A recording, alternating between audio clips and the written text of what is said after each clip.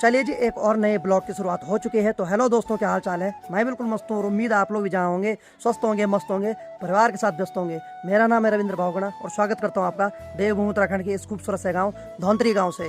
और बाकी मौसम की बात की जाए तो चारों तरफ से नीला आसमान हो रखा है और बाकी सूर्यदेव यहाँ तक आ गए हैं। और यहीं अगर गौशाला डिपार्टमेंट की बात की जाए तो मधुली और बिंदु आराम कर रहे हैं। हालांकि बिंदु तो सो रखा है लेकिन मधुली अभी खड़ी हो रखी है। तो हालांकि आज मौसम साफ है और धूप भी लगी हुई है, लेकिन हल्की फुल्की ठंड भी चल रही है। और बाकी कल जो हमने प्लाई वाली चरपाई बिछा रखी थी तो इसको फोल्ड किया जा रहा है, क्योंकि हम अभी थोड़ी देर पहले उठे। तो अनिता ने बहुत परेशान कर दिया था कि उठ जाओ, बोल उठ जाओ, मैं सफाई करती हूँ। और बिल्ला कर रहा है अनिता के साथ मदद। और ये देखिए जी, छोटा पटाखा और बड़ा धमाका। ये भाई साहब कुछ तो काम इसलिए भी कर रहा है क्योंकि काम दे रखा है इसको आज। तो रंगा और बिल्ला को 20 तक पहाड़े याद करने के लिए दे रखे थे और कल रात से ये पहाड़े याद कर रहे हैं। और आज सबसे बड़ी बात है कि 5 बजे सुबह उठ गए थे, तब से लगे हैं कौवे की तरह रटने पे।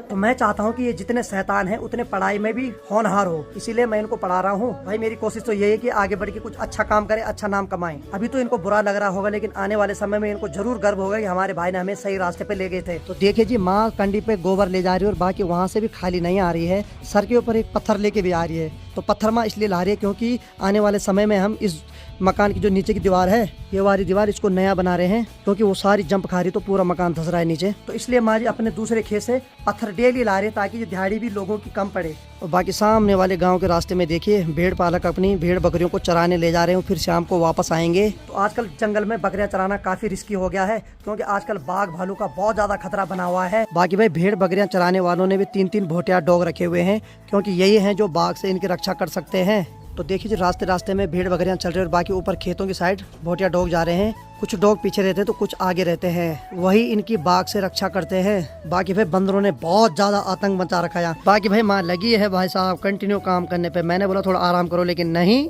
लगी है काम पे।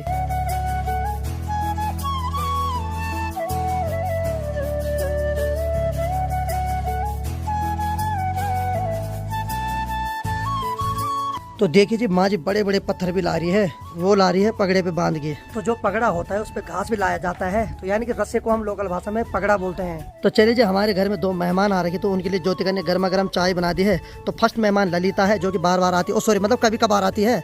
और दूसरी मेहमान ये है भाई, बहुत महीनों बाद दिख रही है आज यहाँ। स्वागत है आपका एक बार फिर से हमारे ब्लॉग में। चेहरा फिर ब्लर करना है, चलो ठीक है, नहीं करेंगे। तो चलिए जी, माँ तो रुकने वाली नहीं, आज लगी है भाई साहब पत्थर लाने पे। तो दिन की 1:30 बज रही है और अभी मैं और अखिल भाई जा रहे हैं रोहित भाई के रूम पे, क्योंकि रोहित भाई कुछ दिन में अब यहाँ से जाने वाले हैं अपने गांव बिहार, यानी कि उनका यहाँ से ट्रांसफर हो गया है। तो थोड़ा आज उनके साथ ही रहते हैं और आज हो सकता है हम आज अखिल भाई के यहाँ भी जा सकते हैं, क्योंकि रोहित भाई का भी काफी दिन से मन कर रहा था उनके गाँव जाने का। तो आज उनकी ये भी ख्वाहिश पूरी कर लेते हैं। तो चलिए जी, शेरू भी गांव की फेरी करके आ गया है और जैसे इसको बोला आ गया वैसे निकल पड़ा यहाँ से। भाई साहब यहाँ से उठा सीधे गेट के पास सो गया भाई, इतनी गर्मी लग रही है उसको। तो चलिए जी, इन सब से कल होगी मुलाकात। चल ठीक है, कल मिलते हैं। ठीक है, ठीक है, तू ऐसी जाती है हमेशा, जब भी मैं इसको बाय बोलता हूँ हमेशा बोलती मैं जा रही हूँ। तो चलिए जी, फाइनली रोहित भाई के रूम पे पहुँच गए हैं और इस रूम से हमारी काफी यादें जुड़ी है क्योंकि यहाँ हम काफी बार आते थे। अब तो खैर रोहित भाई कुछ दिन में यहाँ से जा रहे हैं अब। तो चलिए जी, रोहित भाई दुल्हन की तरह अंदर छुप गया। हेलो रोहित भाई, रोहित भाई, अरे मेरे भाई, अरे ये भी ब्लॉगर है भाई, क्या हाल है? और ठीक है। तो आज स्पेशल रोहित भाई को डिमांड दे रखी हमने कि आज छोले बनाओ, क्योंकि इनके हाथ के जो छोले ना भाई साहब, आह, वही याद रहेंगे। इनकी याद तो भगवान जाने, पर उनके छोले जरूर याद करेंगे हम। क्यों भाई? सब टन आ गए पक्का भाई। और बाकी रोहित भाई के रूम के नीचे देखिए कितनी सारी सरसों की खेती हो रखी है। और बाकी यहाँ से ठीक सामने पे दिखाई देता है कमलाराम राजकीय इंटर कॉलेज। पहले उस कॉलेज का नाम राजकीय इंटर कॉलेज था, लेकिन अब कमलाराम जी के नाम से इसका नाम इंटर कॉलेज पड़ गया है। तो मैं भी 2008 से 2012 तक इसी कॉलेज में पढ़ा हूँ। बाकी सामने सड़क पे देखिए 3-4 बच्चे आपस में मिलजुल कर जा रहे हैं। इन्हें देखकर मुझे भी अपने बचपन की याद आ गई है। हम भी पहले मार्केट में आते थे तो कुछ पैसे होते थे तो सब मिलजुल कर आपस में बांट के खाते थे। और बाकी रोहित भाई अंदर खाना लगा रहे हैं, तो तब तक यहाँ सलाद काटा जा रहा है। बिल्कुल, चखा भी जा रहा है। चखने में तो भाई साहब माहिर है, बस हाथ के ऊपर रख के चखो साहब। बाकी चलिए जी, अंदर देखते हैं हमारी गृहिणी, मतलब हमारा दोस्त क्या कर रहा है। तो चलिए जी, अब कुछ दिन बाद ये कमरे में चाय भी लग जाएगी और हम नहीं आएंगे यहाँ। सॉरी अरे यार, तुझे देख के मैं शब्दों को भूल जाता हूँ यार। ओ भाई साहब, पहली बार इसने गलती पकड़ी और देखो कैसे उछल रहा है भाई। चल, तेरा खून तो बड़ा कम से कम। तो जिस चीज के लिए हम घर से यहाँ आए थे आखिरकार वो हमारे सामने आ गया है। रोहित भाई के हाथ से जो छोले बनते हैं ना भाई साहब, उसका कोई तोड़ नहीं है। तो इनके लिए मैं एक ही शब्द बोलना चाहूंगा, ये हाथ मुझे दे दे ठाकुर। अरे वाह, तुम बुरा हाथ तो क्या जान ले यार। अरे वाह मेरे भाई वाह, माँ कसम कैमरा बंद कर दे, तू मेरे गर्दन पे हाथ रख देगा।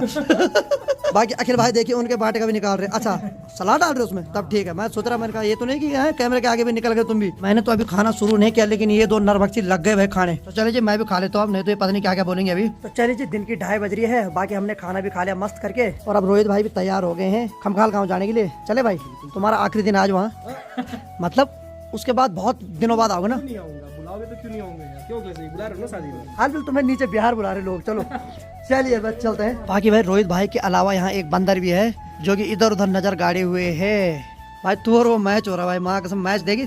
देख देख रोहित भाई की शकल, और ठीक ऊपर बंदर भाई की शकल। ओ भाई तेरा भाई इधर है, इधर आ।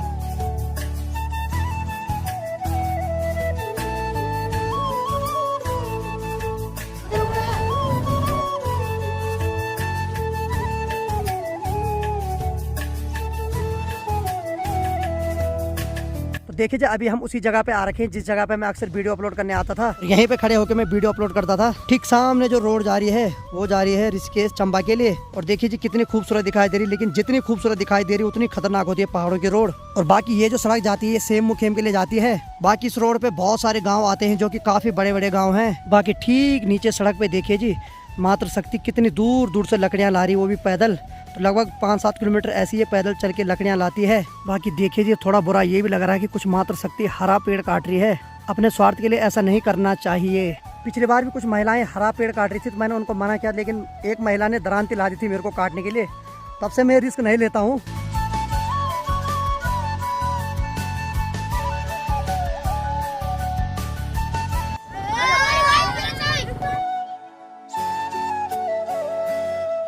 दोस्तों ये बड़ा खतरनाक रास्ता है, यहाँ चलाने के लिए एक्सपीरियंस चाहिए भाई साहब, मेरे को थोड़ा बहुत है। आराम से जाओ फिर।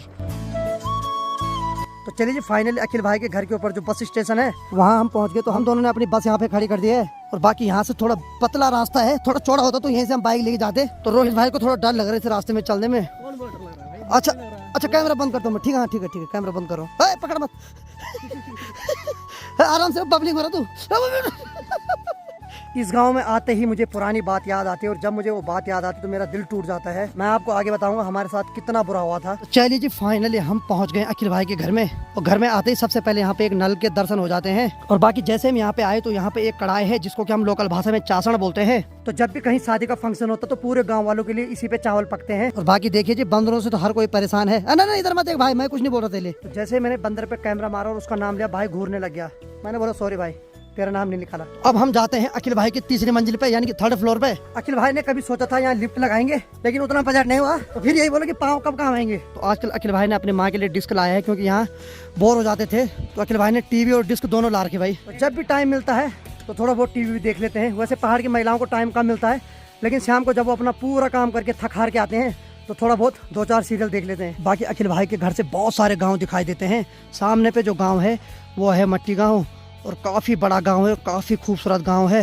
ठीक मट्टी गांव के बगल में जो ऊपर पहाड़ी पर गांव दिखाई दे रहा है तो वो है उडरी गांव, जहां की मैं और माँ कुछ महीने पहले गए थे। तो देखिए जी कितना बड़ा गांव है। वहां इस बार सड़क गई। तो उडरी गांव एक ऐसा गांव था जहां लोग पैदल जाते थे, लेकिन इस बार वहां भी सड़क चली गई है। बाकी सामने देखिए जी सभी लोग अपने घर के पास बैठ रखे और नीचे बंदर मस्त करके आराम से घूम रहे हैं। तो रात की 8:15 बज रही है और मैं अखिल भाई के यहाँ आ रखा हूँ। बाकी चलिए आप थोड़ा खाना खाने जाते हैं, क्योंकि अखिल की माँ ने हमारे लिए खाना बना दिया है।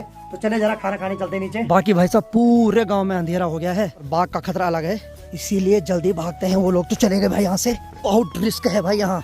अरे भाई साहब मैंने सोचा ये बाघ है। ओ भाई तू क्या कर रहे हैं? ना बाघ से ज्यादा है भाई तू।